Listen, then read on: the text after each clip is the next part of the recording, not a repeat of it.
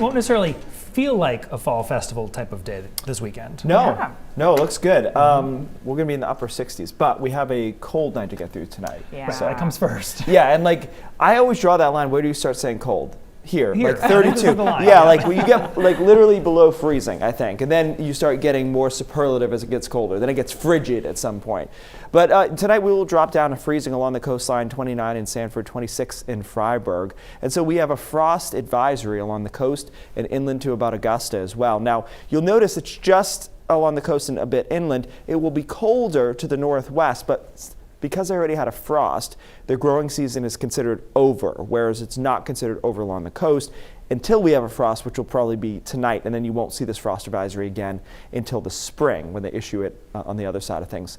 So hour by hour forecast tonight, it's just about clear and cold. Because it's clear, we radiate all the heat from the daytime up into the atmosphere and it cools down really quickly. So 30s, 20s in a few spots that I think tomorrow morning will be really deceptive. You might get up and say, oh, it's really nice and sunny. Step outside at 7 a.m. or something and it's 33, 34 degrees. So it's going to be really chilly, but we start warming up through the middle of the day into the afternoon into the upper 50s in a lot of spots. And that's the beginning of a several day transition to above average temperatures. So we're in the upper 50s tomorrow. We're in the low 60s on Friday, I should say. And notice all the way through here, a ton of sunshine. This pattern is reminiscent of a couple of weeks that we had in September where the high was right over us and there was no cloud cover and it was warmer than average. That's where we're going here for Friday and certainly into the weekend with temperatures at that point into the mid and upper 60s for Saturday and Sunday. Same general setup actually as we had in September too, where you get a high and just anchors over us for a few days. So initially it has us in the upper 50s to around 60. That's tomorrow and into Friday. As that high slides east, we get into a more southwest flow. And once that happens, that's when we get into the upper 60s.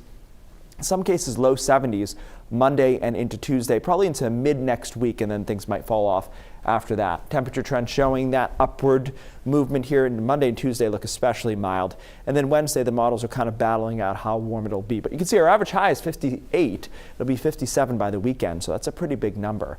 All right, a lot of people have asked me about this, technically, literally above my pay grade, but we do have a comet that you can see tonight. You could see it last night as well. Best chance is actually not too long from now. It's about 30 minutes or so after sunset, 45 minutes after sunset, you can see it. Look in the western sky. As usual, if you can get away from light pollution, that helps, although it's not as crucial as it is with the northern lights, where you really need it to be quite dark usually to see it. We've been on like a real stretch of space weather lately. Yeah, you know, like seeing cool stuff with minimal effort. I'm kind of into that. Yeah. Like people go on whole vacations to see the northern lights, and they're beautiful. But it's even better when you just look out your backyard and you see it. Yeah, this weekend looks great. Into early next week, we're right around 70, and then we'll probably cool down late next week. But 7-day stretch without rain, a lot of sun, and warm temperatures. So no complaints. Don't be shocked in the morning. Yes, tomorrow morning is going to be cold. It looks warmer than it is. All right, Keith, thank you.